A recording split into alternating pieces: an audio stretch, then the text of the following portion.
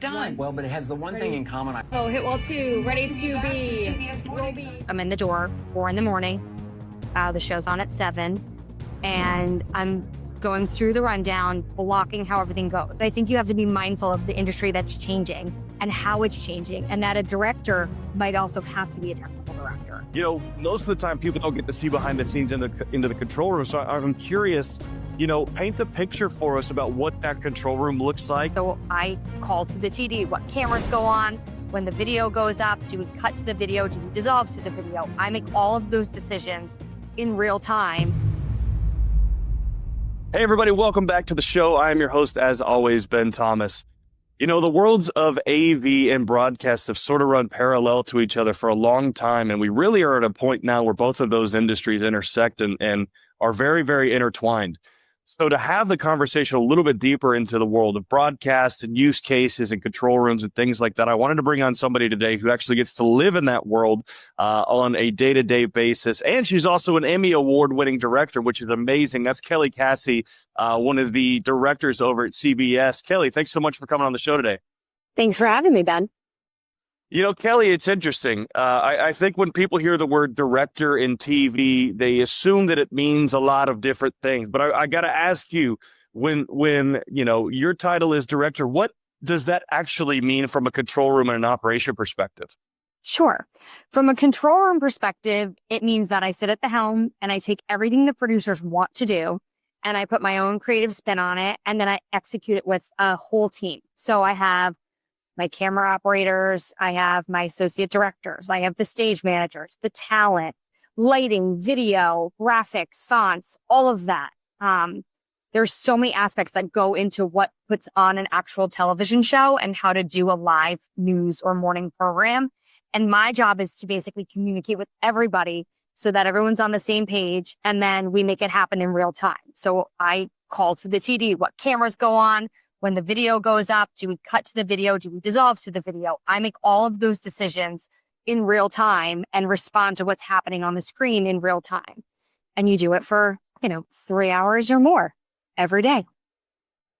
It's almost one of the more uncredited roles because, you kind of go behind the scenes a little bit, obviously, but you're really a lot of times the glue that helps hold a lot of that together. And I think a lot of people, when they hear director, they assume technical director, right? But they're not necessarily the same thing. Sometimes they can overlap a little bit, but they're a little bit different, especially in sort of the live TV morning news style world. But, Kelly, I'm curious, right? That's not a job typically that people kind of just accidentally fall into. What was your journey to get to that role? So weird fact, I came in to CBS to watch from high school. We had a really high-tech studio back then, and now it's insane what they've put at my high school in terms of technology and the switcher and the cameras. They really have like a state-of-the-art facility in Mount Olive, New Jersey, which is where I went to school, and the TV program came into CBS to watch the morning show and how it was put on. And I knew the second I walked in and I saw the director, I was like, that's what I'm going to do. And I never gave up on it. And I found my foot in the door at CBS and, worked from the bottom up. I was a production associate. I worked on every single role in that realm, which is basically, you're coordinating graphics, you're coordinating the fonts. It's different shifts. Are you the overnight shift? I will say that I have worked every single shift you can do in this company on the morning show, even on other shows. So I work primarily on CBS mornings. Before CBS mornings, I was on CBS Saturday morning, and then as a director. And then prior to that, I was an AD on CBS mornings, but I AD'd for CBS mornings. It was the early show at some point, evening news, weekend news, the 4 a.m. show.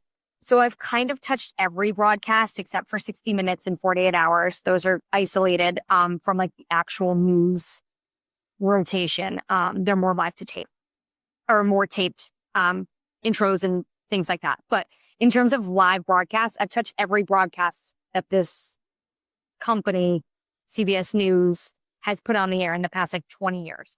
So I made my way as a PA. I spent a couple years in each seat figuring out, how to really become solid in that. And then I was moved up to AD. and I did every single seat as an AD.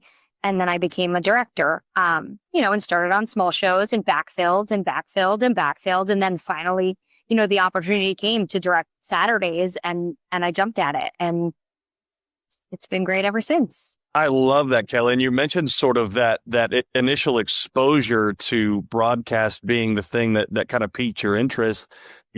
Now so many different people find their way into the industry in different ways, right? Whether it's a college tour, whether it's watching behind the scenes for WWE or whoever, right? There's so many different avenues to find your way into live production. But most of the time people don't get to see behind the scenes into the control room. So I'm curious, paint the picture for us about what that control room looks like and what's going on during a normal broadcast and things like that. So my day actually starts about 3 hours or the night before even, just to kind of paint like how the day goes and what leads up to that broadcast.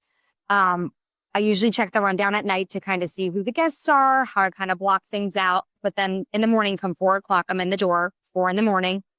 The show's on at 7, and I'm going through the rundown, blocking how everything goes. So, whether it's we do an interview here, is it a one-on-one? Is it a deals segment where we're, selling products? Is it some gigantic setup where our talent does a contest? Things like that. I'll block out the show so that we can avoid any pitfalls with setting things up, breaking them down, striking talent, moving the cameras. We're in this manual world still for the moment that we do have man cameras and we do have a ton of operators to help us facilitate these visions that the producers have. And the show is awesome because of it.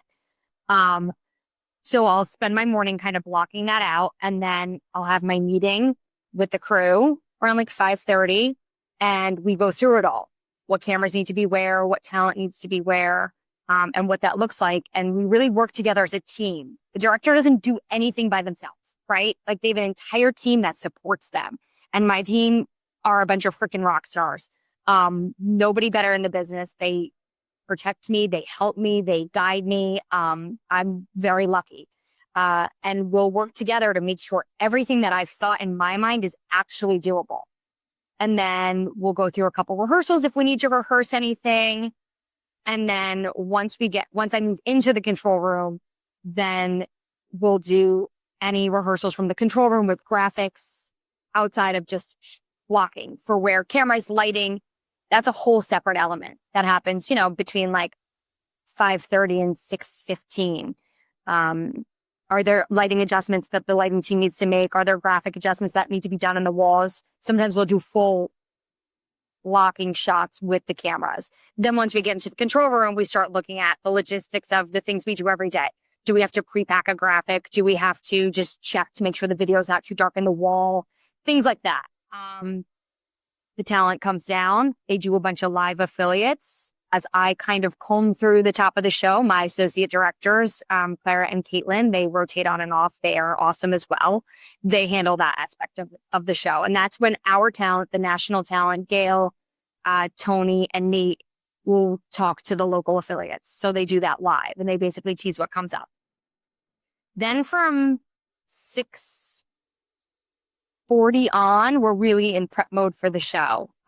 We're still doing affiliate hits in there, but we pre-tape our top of show.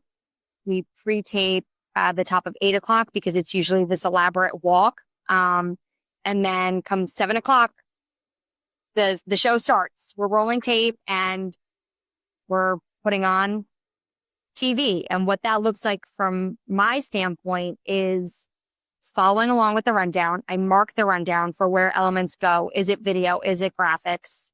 Is it a remote shot, double boxes, splits, anything you want to call it? And I'll mark that all kind of in the script beforehand. And then, like I said before, it's just reacting in real time to as the scripts change, as the talent changes and reacts, and putting that on the air. I think people would be blown away at the level of preparation and detail that actually goes into a lot of these things because, you look at something like sports, which is very much reactive and, hey, you've got to sort of follow what's going on.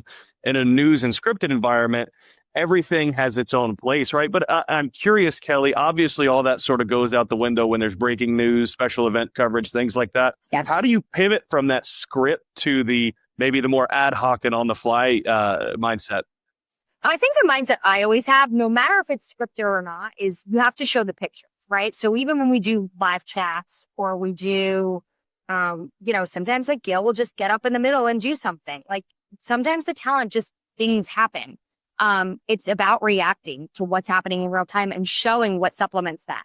So if there is, for example, we covered the plane crash, the DC plane crash that happened a couple months back, and we sent Tony out there, Tony Copel, one of our free talent of the show, and he was there, positioned, outside by where the crash happened, and the whole day was just about showing the pictures, right? Because that happened overnight, so it was a pretty fast turnaround, and then it's the recovery and reporting on what actually happened. So that whole morning was breaking news. We were on the air from 6 a.m., which we went on an hour early, until I think we were there till 1. And we did we did special reports for pressers. We also cover, to make it even more complicated for all of you watching at home, we have a show from 7 to 9. That's our standard morning show. Then from 9 to 10, we have a plus hour that goes out to certain affiliates. When breaking news happens, we are actually on the air until 12 and potentially 1, because the last feed of CBS Mornings that goes out is at 10 a.m. Eastern until noon. The last feed of CBS Mornings Plus that goes out is from 12 to 1. So if we have to fill that for some reason, you have to fill that across the board, right? And if it's breaking news, the coverage is continuously rolling. You don't really get to stop.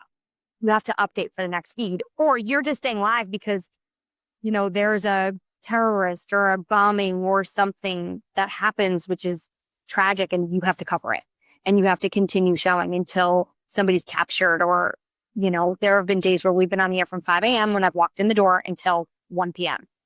And that is, chasing the story. You are showing pictures. You're turning around footage as fast as you can get it. You're trying to use live shots if you have any for support. But it's all about, showing the viewers at home what happened, not our talent on camera, as beautiful as they are. Well, the reason for that too, I think it's important to note that obviously being on the East Coast, you sort of get to start the metaphorical broadcast day being on the earliest time zone.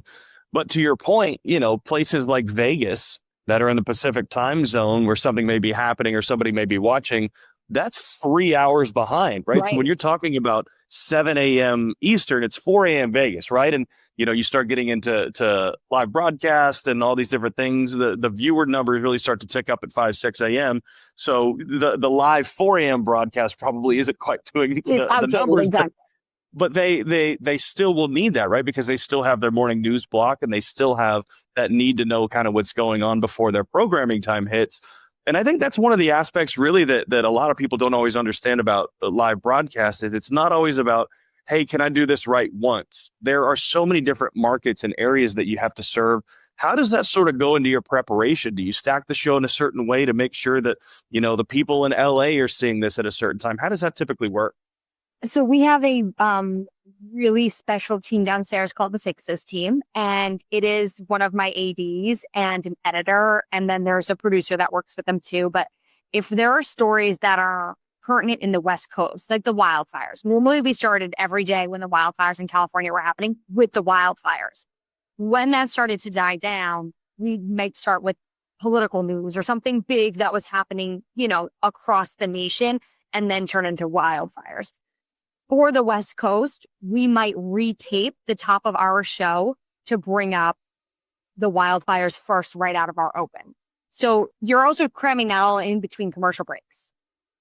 So if you have to reshoot the top of the show we do say good morning to our viewers in the West. We redo our greeting every day. So we tape our 7 o'clock greeting and then we retape the West Coast greeting. But if there is a top story that's not happening in the East or Midwest, but really important in the West Coast and for the people that live there, we will rearrange the show. And there's a team downstairs that updates for daylight. So if there was somebody in Vegas at, 7 a.m. and it was dark out, they will refeed in their top and tag to their package for daylight, because, it'll be bright out by the time it hits in in California and Vegas and etc.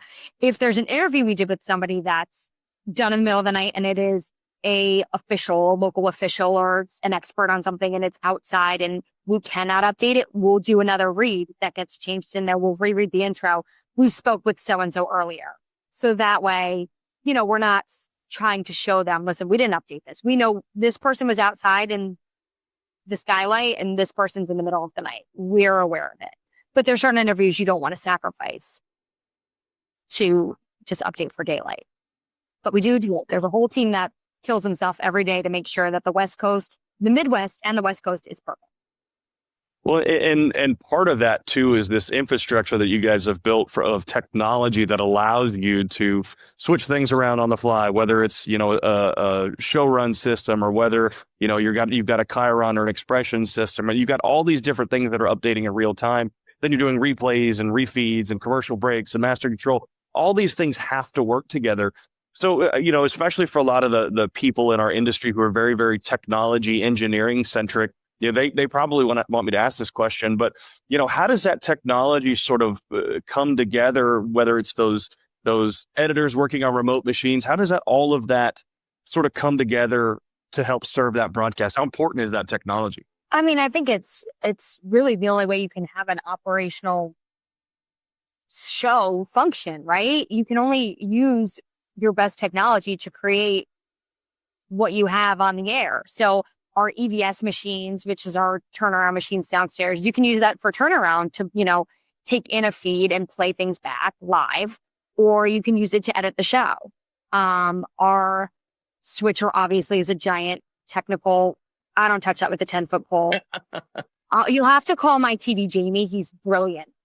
Really brilliant. Ask him all the technical questions. If it's too technical, I just say, you figure that out for me, which is why he's there, right? He's paid to do that. That's not my job. But we have EVS machines. We have editors that work in the bays downstairs, but then there is the occasional editor that works at home and they are uploading to an Avid system. And the Avid system then we have to turn it around, but that's a 2-step process, right? So they have to upload it to Sony CI or check it into the Avid system. And then it has to be retaken into another edit room and pushed to a playout machine. So working from home isn't ideal. Even the other day, we had somebody working from home and things weren't rendering properly. And I'm like, what is happening? And it's like, well, they're home. Okay. Well, then this is the quality you get, right? If they're not working in the system where we can look at it and say, this doesn't look right. The audio isn't coming out of both channels. Why is it only coming out of one channel? I think that was a big issue we had. They didn't realize the settings were off. Well, when you're here, you can run in and tell them, fix that. When you're home, it's like, I got to dial them. I got to find their phone number. I got to dial them up. So again, it's possible, but it's always better in-house. We have our edit machines, our edit bays here. They all push directly to our playout systems. Our playout systems then get channeled in the rundown. It's like a MOS technology. So fonts are MOS. They're built in the rundown. They save right to the story. So if the story is what we have today, Trump and Putin meeting, the summit, the whole story, if that gets moved in the rundown, that whole chunk will move everything. It'll move the video. It'll move the fonts. It'll move the graphics lines. I mean, the graphic operators still have to move them, but it'll all simultaneously move. And that's kind of the system that we work out of for our rundown is a lot of the EMPS system that we have, although most people prefer iNews and say it's better. So I've heard. I'm sure it is. But that's what we use to work here. And hopefully that answered some of your question. Maybe not all of it. It did. Well, it's funny because in many ways, it's easy to sort of say, the broadcast AV world and the corporate AV world have similar challenges, right? Where, hey, we've still got our base of technology, but the use case and the application looks a little bit different. It's got to integrate with different systems differently. But the idea is that the backbone still is the same, right? We're transmitting signals from different places that go where we need them to. And, Kelly, it's interesting to hear your perspective on a lot of these things because, like I said, the parallels between the AV industry and the broadcast industry are very similar. And a lot of people who started one industry end up in the other and vice versa. So I want to kind of land the plane with this as we're sort of thinking about, people who may even be in college or, in trade schools or coming out of high school for the first time saying, hey, I'm trying to figure out what I want to do, and this looks cool, this looks fun. How do you recommend that people start that journey into maybe doing something like you do? I think the landscape is changing so much. I think it's combining as well. I'm going over today to start training in a form of automation, and it's, tragic, but that's the way the industry is going. So I would say there's a world where you can do both. Learn the technical side of it because the technical side is the backbone of it. I do think that the jobs are not the same. I think to be a director, there has to be vision and creativity and an overall sense of how to get out of the pitfalls, right? So everyone always says like, well, what happens when something happens? How do what's the process of it like in your brain? And I'm like, it's not about what happened. It's how do you get out of it? And I think that's the biggest thing for directing is how do you get out of what's happening if you're in a pitfall and going downwards? I think if you want to go into directing, there's more just the technical side of it. Obviously, you have to have the technical knowledge of it. I would say intern wherever you can. I think if you want to direct, if you know you want to direct, do not go and make a plan to, learn lighting. Like I know everyone always says like, go where you want to go, or learn everything. I think there is some value to that. So you have an overall sense. And I think through 20 years of being at CBS, I have through osmosis gained this sense of understanding everything for the big picture. But I think if you want to be a technical director, go be a technical director, right? If you want to be a director, be a director. If you want to work in lighting or video, go do that. But I think you have to be mindful of the industry that's changing and how it's changing, and that a director might also have to be a technical director.